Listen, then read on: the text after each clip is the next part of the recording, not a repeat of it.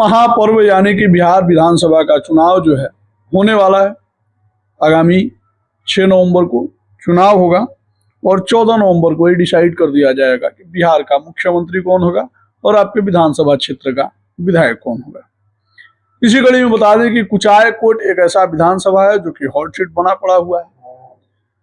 पहले इसके पूर्व में बता दें कि यहाँ से 2 बाहुबली लड़ा करते थे चुनाव, ठीक है। एक तरफ अमरेंद्र कुमार पांडे और पप्पू पांडे, तो दूसरी तरफ श्रद्धेय स्वर्गीय काली प्रसाद पांडे जी। इसी कड़ी में बता दें कि इस बार स्वर्गीय श्रद्धेय श्री काली प्रसाद पांडे जी नहीं है, तो उनके सुपुत्र यानी कि पंकज पांडे कुचायकोट विधानसभा से ताल ठोक रहे हैं। हालांकि पहले काली प्रसाद पांडे जी कांग्रेस के टिकट पर लड़ा करते थे और इस बार चेंजिंग ये है कि पंकज पांडे जो है निर्दलीय लड़ रहे हैं। इसी कड़ी में उन्हीं के बेटे यानी कि पंकज पांडे जी के बेटे और स्वर्गीय श्रद्धेय श्री यानी कि काली प्रसाद पांडे जी के पोते ईशान पांडे जी हैं। पांडे जी का स्वागत करेंगे और फिर इनसे बातचीत करेंगे। बहुत बहुत स्वागत है आपका भी हमारी कर्मभूमि और जन्मभूमि कुचायकोट में। अच्छा ईशान, ये बताइए कि इस बार आपके पिताजी निर्दलीय चुनाव लड़ रहे हैं, जो कि राजनीतिक घराना माना जाता है। आपके जो दादाजी यानी कि स्वर्गीय श्रद्धेय श्री काली प्रसाद पांडे जी मतलब कुचायकोट की राजनीति, क्या पूरे बिहार की राजनीति और पूर्वांचल की राजनीति में एक अहम कड़ी रखते थे। आपके पिताजी निर्दलीय क्यों लड़ रहे हैं? देखिए, सबसे पहले तो हमारा ये मानना है कि किसी भी पार्टी का टिकट खरीद के चुनाव नहीं लड़ना चाहिए, ठीक है। और जब हमें ऐसा लगा कि वो पॉसिबल नहीं है करंट सिनेरियो में, तो हमने डिसाइड किया कि हम निर्दलीय लड़ेंगे। और जहाँ तक निर्दलीय लड़ने की बात है, we are very confident because दादाजी भी निर्दलीय लड़के ही जीते हैं, तो उसमें हमें कोई शक नहीं है। बाकी निर्दलीय लड़ने के पीछे और भी काफ़ी रीजंस थे, पर सबसे पहले यही था कि हमें पैसा दे के टिकट नहीं खरीदना। अच्छा, 90 के दशक का चुनाव कुछ और हुआ करता था। 90 के दशक में आपके दादाजी जो हैं 90 के दशक से पहले यानी कि 84 में वो बिहार विधानसभा के सदस्य थे, उसके बाद से सांसद भी हुए। 80 में बिहार विधानसभा के सदस्य थे और उसके बाद से संसद बने हुए थे 84 में आपके दादाजी। तो उस समय का जो दौर था कुछ और दौर था, इस समय का जो दौर है कुछ और दौर है, ठीक है। पहले लोग जो है अपना खा के लोगों के साथ घूमते थे, लेकिन आज खिलाने पे भी लोगों के साथ नहीं घूमते हैं। ऐसे में मतलब निर्दलीय लड़ना कितना टफ है, और ग्राउंड पे जा रहे हैं तो क्या कुछ रिस्पॉन्स मिल रहे हैं? देखिए, सबसे इम्पोर्टेंट चीज़ ये है कि ट्रस्ट, भरोसा अगर खरीदने जाएं तो बहुत महंगा पड़ता है। करोड़ों करोड़ों नेता खर्च कर देते भरोसा खरीदने के लिए। हमारा कमाया हुआ भरोसा है, हमें खरीदने की ज़रूरत नहीं है। दादाजी ने 50 सालों से लगे हुए हैं, यहाँ पे लोगों के काम कराए हैं। पापा पिछले 2 साल से यहाँ पे कोई भी दरवाजे पे आता है, आज भी कोई आया था, उनका काम किया जाता है, चाहे वो चुनाव का टाइम क्यों ना हो। बड़े होप से लोग आते हैं, बड़ी आस लगा के लोग दरवाजे पे आते हैं कि कहीं भी जाएंगे यहाँ हमारा काम हो जाएगा। वो है कमाया हुआ भरोसा। तो निर्दलीय लड़ने से कोई डर नहीं है, क्योंकि ये भरोसे पे है और हमें कोई पैसा बांट के कुछ खरीदने की ज़रूरत नहीं है। ये भरोसे पे कमाया हुआ चुनाव है। अच्छा, एक बात बताइए, ठीक है, आपके दादाजी 3 चुनाव हारे अमरेंद्र कुमार पांडे से, जो वर्तमान में यहाँ के विधायक हैं, इस बार भी मैदान में वो भी हैं। हाँ, 2 चुनाव हारे आपके दादाजी अमरेंद्र कुमार पांडे से, ठीक है। तीसरा चुनाव आपके पिताजी लड़ रहे हैं। क्या लग रहा है, फतेह कर पाएंगे या फिर? देखिए, मेरा कभी से फोकस वो था ही नहीं। मुझे ग्राउंड पे बुलाया गया, मैं पिछले कुछ महीनों से यहाँ पे हूँ और ज़्यादा फोकस तौर से पिछले 1 महीने से यहाँ पे हूँ। मेरा एक ही काम है, जाके लोगों से मिलना, उनसे संपर्क बनाना और उनसे रिश्ता जो ऑलरेडी बना हुआ है उसको वापस नरम और गर्म करना। बस रिश्ते जो बने हुए हैं, जो दादाजी ने सालों लग के बनाए, उनको बस गर्म करना है, उनको बना के रखना है, लोगों को कहना है कि हम हैं। यानी कि मतलब लड़ना जितना है आपका फैक्टर नहीं है, लोगों के बीच रहना आपका फैक्टर। अगर आप अच्छा काम करेंगे तो आप जीतेंगे, पर अगर आप जीतने के लिए काम करेंगे तो जीत नहीं पाएंगे। जी जी जी। कई एक ऑफर आपके पिताजी को भी सुनने में आ रहा है कि आ रहा था, या फिर कई एक ऑफर आ भी जाते हैं, जैसे कि सोशल मीडिया पे वो लिख रहे थे आपके पिताजी। क्या ऑफर बड़े मिल रहे थे तो आप लोगों को एक्सेप्ट कर लेना चाहिए? देखिए, काफी लोगों से ऑफर आए थे, ऑफर भी आए हैं, धमकियां भी आई हैं, ऐसा नहीं कि किस किस प्रकार का ऑफर आया और किस प्रकार की नहीं, वो धमकियां तो आई? मैं नहीं बता सकता। हाँ? पर जो भी मतलब जिस तरह का आया है उसके हमने वी हैव रिमेन स्ट्रांग। ऐसा कुछ सोचने की जरूरत नहीं कि क्या होगा, कुछ भी होगा, ये सब बातों से कुछ फर्क नहीं पड़ता है। अल्टीमेटली जो हमारा काम है वो लोगों के बीच में जाना है, उस रिलेशनशिप को वापस वार्म करना है। बाकी देखिए, जो जिसने लोगों के बीच में नहीं गया, जिसने अपना होमवर्क नहीं किया, जिसने अपना काम नहीं किया, उसको बस 2 ही 3 चीजें पता है, मेरे पास इतना पैसा है, चलो ये ऑफर दे देता हूँ, चलो बंदूक है, चलो जाके डरा देता हूँ, बस। पर आप डराते हैं कि नहीं डराते? नहीं, हमारा वो काम ही नहीं है। मेरा वो काम नहीं, पापा का भी वो काम नहीं। अच्छा, ऐसे में कैसे चुनाव आप लोग जीतेंगे? देखिए, डराने की जरूरत नहीं है, चुनाव प्यार से जीता जाएगा। और अभी तक हम लोगों में गए, आपने पूछा, लोगों में गए, जिस तरह का रिस्पॉन्स आया है वो एकदम अनपैरेलल्ड है, ऐसा हमने सोचा ही नहीं था। हम ये सोच गए थे कि लोग पूछेंगे कि आप लोग कौन हैं, इतने टाइम से नहीं है, ये वो और ये कौन चुनाव लड़ रहे हैं, ऐसा सोचा था। ऐसा और भी लोग अभी सोच रहे हैं, जिनको जो अभी तक ग्राउंड पे गए नहीं है। कोई फेसबुक पे अलग माहौल है, ग्राउंड पे माहौल एकदम अलग है। तो ग्राउंड पे क्या माहौल है? ग्राउंड पे जैसे ही हम पहुंच रहे हैं, जैसे ही जान पहचान वापस बन रही है, लोगों में एक जो वो पहले की जो लहर थी, जो स्पेशली इंडिपेंडेंट लड़ने के लिए जितना पॉजिटिव रिस्पांस आ रहा है, वो एकदम अनएक्सपेक्टेड, एकदम अनएक्सपेक्टेड। और लोग सामने से बुला के कह रहे हैं कि अरे आपको नहीं दिया जाए तो इसको दिया जाए। हाँ।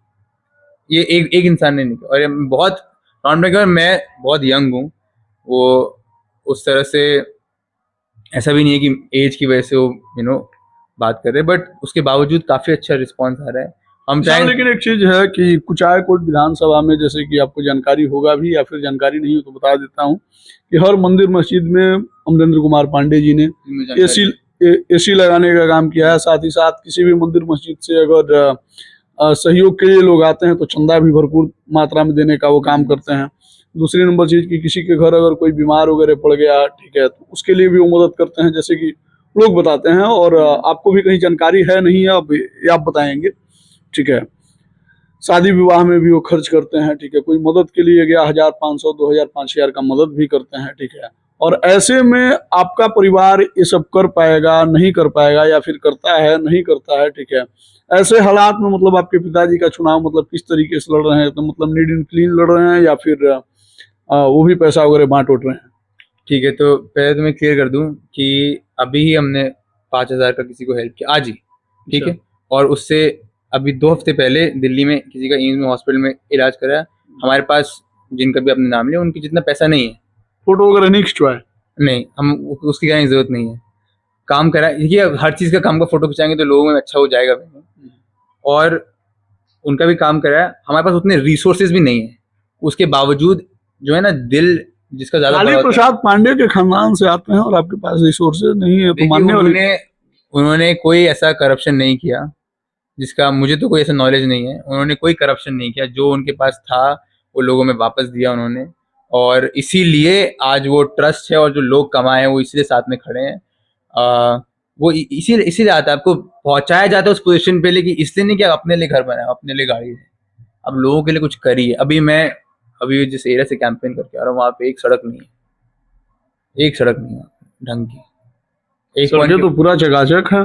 अच्छा, इसलिए तो मैं कह रहा था, मेरे से पहले वहाँ चलिए तो थोड़ा सड़क भी आपको मैं दिखा देता, ताकि ऐसा ना लगे कि मैं ही बस बोल रहा हूँ। कुछ फोटो वोटो भी लिया हमने। सड़कों का जो हाल है, मतलब इट्स बहुत बुरा है, बहुत बुरा हाल है। और हाँ, और इसी दौरान चुनाव हो रहा है, तो लोग इस बात को भी समझ रहे हैं, ये सब सोच के लोग वोट देंगे। इस चुनाव का क्या रिजल्ट होगा? देखिए, मैं जैसे पहले कहा था, रिजल्ट और हार जीत से मेरा फोकस ही नहीं है। मेरा फोकस है कि मेहनत करी जाए, जितना रहेगा, जितना बेस्ट दे सकते हैं सुबह से लेकर शाम तक हम देंगे। बाकी लोगों को पता रहना चाहिए कि हमारा जो ट्रस्ट है, हमारी जो क्रेडिबिलिटी है, वो हमारे काम में है, और उसके अलावा कुछ और भी नहीं है। सपोज डेट आपके पिताजी चुनाव हार जाते हैं, तो क्या क्षेत्र में बने रहेंगे या फिर चले जाएंगे फिर दिल्ली, या फिर आपके साथ लंदन? उनको हम आने नहीं देंगे वापस घर। हम सब ने डिसाइड किया, और उन्होंने खुद भी डिसाइड किया, वो यहीं पे रहने वाले हैं अपने लास्ट ब्रेथ तक। उन्हें यहीं पे रहना है, यही उनका घर है। और दादाजी के बाद, वो पहले तो आने जाने का रहता था, और दादाजी थे ऑलरेडी, बट अब जब दादाजी नहीं है तो पापा को उनके यहाँ पे जगह लेनी है, यहीं पे रहना है, और अपना सारा टाइम यहीं पे देना है। यानी कि पंकज पांडे अब कहीं जाने वाले नहीं है, कहीं नहीं जाना, क्षेत्र में ही अगर रहेंगे। कोई इमरजेंसी हो गई तो जाना पड़ेगा, वरना यहाँ पे ही रहने वाले हैं। जीतने के बाद कहीं आपके दादाजी की तरह दिल्ली चले जाएं, लाइफ टाइम ही रहने वाले हैं। जैसे कि आपके दादाजी चुनाव जीते थे, लोग कहता है हम नहीं जानते हैं, ठीक है, क्योंकि हमारी उस वक्त हम पैदा ही नहीं हुए थे। लोग कहते हैं कि चुनाव जीते या चले गए दिल्ली, उसके बाद से क्षेत्र में वही नहीं किए, ठीक ना। तो ऐसा कहीं नहीं हो जाए कि आपके पिताजी को कहीं लोग भरोसा दे के जिता दे और वो भी निकल जाए दिल्ली। देखिए उनके बारे में मिथ था एक, उनकी स्पेशली आखिरी इलेक्शन में चीज़ बहुत चलाई गई थी, पर मैं बात ही क्लियर कर दूं, यहाँ पे एक विधानसभा कॉन्स्टिट्यूंसी में यहाँ पे मतलब टोटल रजिस्टर्ड 3 लाख वोटर हैं, 1.7 लाख लोग वोट देते हैं। 3 लाख लोग हैं, उसमें से कुछ लोग कुछ ना कुछ कहते हैं, अब वो सब 3 लाख लोगों को तो खुश नहीं कर सकते, पर वो इतने बूढ़े होने के बाद भी अप डाउन करते थे दिल्ली से, और उसके बाद भी उन्हें कहा जाता था कि आप रहते नहीं हैं। एक एज के बाद अगर आप हम यंग हैं, एक एज के बाद हम ही से नहीं इतना अप डाउन किया जाएगा, वो तो उस टाइम पे भी कर रहे थे तो बहुत बड़ी बात है, अगर अप डाउन नहीं किया होता तो लोग यहाँ पे नहीं जुड़ रहे होते उस तरह से। तो ये मिथ है, मिसकंसेप्शन है। बाकी जो भी उनकी ड्यूटी रहेगी, पटना में जाना होगा, आना जाना होगा एज MLA, तो वो उन्होंने करना ही पड़ेगा, उसमें तो कोई बात नहीं है। दादाजी भी दिल्ली इसीलिए गए थे क्योंकि वो पार्लियामेंट का चुनाव जीते थे, फिर वहीं पे उनका रहना हो गया। जैसे कि आप वेल एजुकेटेड व्यक्ति हैं, जब ग्राउंड पे आप जाते हैं तो लोग ऑब्जर्व भी करते हैं और लोगों से जानने का प्रयास भी करते हैं। आपका सर्वे रिपोर्ट क्या कह रहा है आपके पिताजी के पक्ष में? देखिए मेरा अगेन वो फोकस है ही नहीं, मैं सर्वे रिपोर्ट और इस समय अपना टाइम नहीं लगाता। वो जो ऑब्जर्वर्स हैं, जो जर्नलिस्ट हैं, वो they are better at that. मेरा वो फोकस नहीं है। मेरा फोकस है जितने रिलेशनशिप्स बिल्ड कर सकते हैं करिए, वो वोट में कन्वर्ट करना नहीं, वो उनका पर्सनल डिसीजन है, वो डिसाइड करेंगे उन्हें वोट देना कि नहीं देना। हमारा काम है ये बताना कि हम हैं और हम कहीं नहीं गए। लोगों को ये बात पता रहनी चाहिए। वो हम जो एक मिथ है कि यहाँ नहीं है, चले गए, वो उसको तोड़ दें बस। आपके जो आलोचक हैं, ठीक है, वो लोग कह रहे हैं कि हाँ मतलब आपके पिताजी के, तो आपके परिवार के आलोचक हो सकते हैं, ठीक है। लोग ये बोल रहे हैं कि पंकज पांडे के साथ उनका परिवार ही नहीं है, तो पूरा लोग वोट क्या देगा, 5 को वोट मिल जाए, 500 मैक्सिमम वोट मिल जाए, यही बहुत ज्यादा है, इससे भी ज्यादा उनको 500 भी वोट नहीं मिलने वाला है, ठीक है। 5 को वोट, कहीं माँ नाराज है, तो कहीं उनके भाई नाराज हैं, तो कहीं कोई नाराज है, उनके परिवार के ही लोग साथ नहीं है। ऐसा सही है या फिर मतलब? देखिए ऐसा, वैसे तो पापा ने जैसे मुझे कहा, मैं गाड़ी चला के दिल्ली से आ गया, कोई ट्रेन में कुछ नहीं मिल रहा था, तो ऐसा कुछ नहीं है। और पापा के साथ खड़ा हूँ मैं। बाकी लोग अलग अलग, अभी जैसे फॉर एग्जांपल अपने बाकी फैमिली मेम्बर्स का नाम लिया, जैसे दादी है मेरी और बहुत सारे और भी लोग हैं परिवार में, वो सब दादाजी के डेथ के बाद से बहुत शॉक्ड हैं। और ये मैं आपको मतलब ऑब्वियसली ये बातें नहीं करनी चाहिए, बड़े पर्सनल से बता रहा हूँ कि अभी ये कम से कम 1 साल 6 महीने तक एक ग्रीविंग का पीरियड है। इसमें किसी को डिस्टर्ब नहीं करना चाहिए कि आप आइए और चुनाव में करिए, वो करिए। वोट करने आएंगे ना? आने चाहिए वोट करने, उनका अधिकार है वोट करना। रिक्वेस्ट किया आपने? हाँ, हमने सबसे बात किया, ऐसा कुछ सबसे हमारा ओपन कम्युनिकेशन है। बाकी क्योंकि पूरे खानदान के सबसे इकलौते मतलब एक आप ही मतलब बड़े चिराग हैं। देखिए वो सब के बारे में सोचा नहीं मैंने कुछ, बट मैं ये क्लियर कर दूं कि जो रिलेशनशिप्स हमने लोगों में बनाए हैं, वैसे ही रिलेशनशिप्स और उससे अच्छे रिलेशनशिप्स हम फैमिली में भी बना के रखेंगे। फैमिली में है रिलेशनशिप? बहुत अच्छे रिलेशनशिप्स हमारे फैमिली में। यानी कि अफवाह हैं? अफवाह ही और क्या है। तो आपको बता दें कि हमारे साथ ईशान पांडे थे, जो कि कुचायकोट विधानसभा से निर्दलीय प्रत्याशी, यानी कि पंकज पांडे जी, जो कि श्रद्धेय स्वर्गीय श्री काली प्रसाद पांडे जी के सुपुत्र हैं। चुनाव निशान क्या है आपका पिताजी का? कंप्यूटर छाप। कंप्यूटर छाप। कितने क्रमांक पे है? नंबर 7। क्या अपील करेंगे लोगों से? मैं ये अपील करूँगा, जब आप वोट देने जाएंगे तो EVM रहेगा और आप रहेंगे, और पैसा, गाड़ी, गुंडागर्दी ये सब नहीं रहेगा, ऊपर बस भगवान रहेगा, वही देख के वोट करना है, वही देख के वोट करना है। तो आपको बता दें ईशान थे, ईशान से बात करके बहुत अच्छा लगा। आप लोगों को तमाम इंटरव्यू पे, तमाम बातें पे क्या कहना है कमेंट सेक्शन में लिखिएगा। मिलेंगे फिर, तब तक के लिए धन्यवाद।